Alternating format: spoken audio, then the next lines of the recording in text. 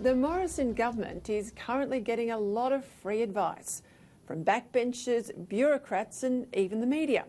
Most of it in policy and political terms is advice I'd throw in the bin. Here's why. On the one hand, there are a large number of people, understandably enough, urging the government to do more on a whole range of good causes, from drought relief to veterans' mental health to nursing homes. In the world of modern politics, invariably, the easiest way for a government to show that it cares is to announce a new spending program. The problem, of course, is that there's no free money for anyone, least of all for government.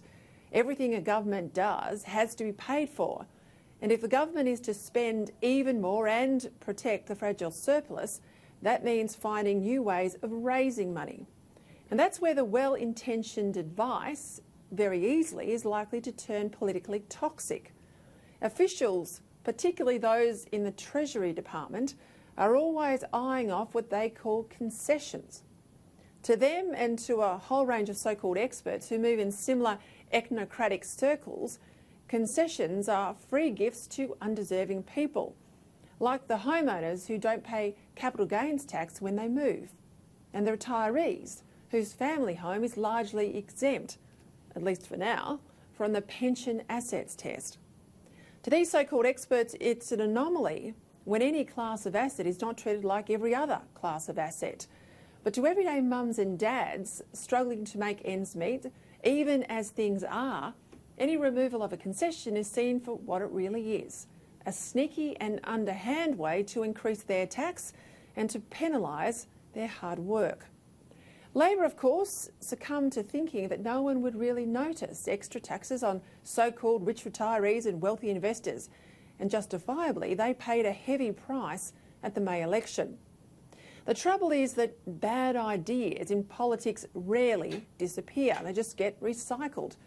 And this week there's been a host of headlines urging the government to, quote, cut the tax breaks for rich retirees because, so the headlines say, the pension should not be about protecting mansions.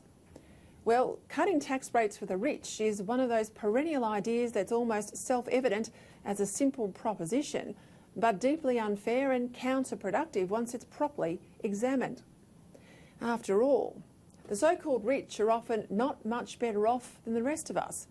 And even if they are rich, they've mostly worked hard to get there. And shouldn't we as a country encourage hard work and reward aspiration? Or at least, shouldn't that be the goal of any Liberal government worthy of the name? Take the retirees whose homes are worth more than $1 million. They're mostly ordinary people who happen to buy homes worth $100,000 or $200,000 20 or 30 years ago in markets like Sydney and Melbourne.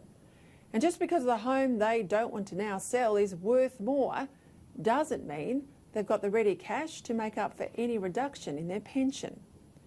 The Morrison government in the campaign was deadly against Labor once it finally zeroed in on Bill Shorten's retiree tax.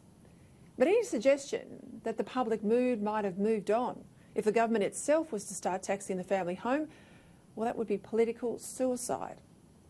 On this front, there are two principles that should be unbreakable for any Liberal government. First, other than in really remarkable circumstances like war and natural catastrophe, there should be no new taxes. And that's doubly so for the income and assets that are the product of working harder and saving more.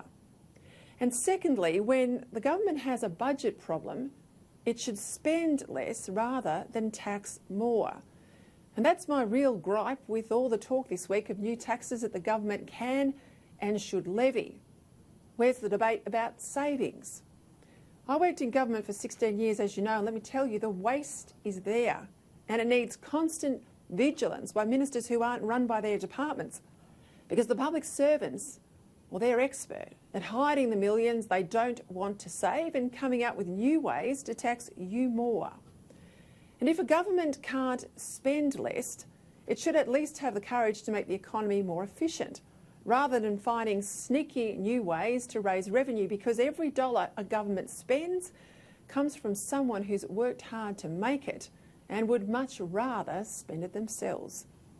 In all of this, the government should look to its own core values and not the advice of Treasury officials and other experts who have no skin in the game, and who at the next election aren't the ones who'll face the judgment of the Australian people.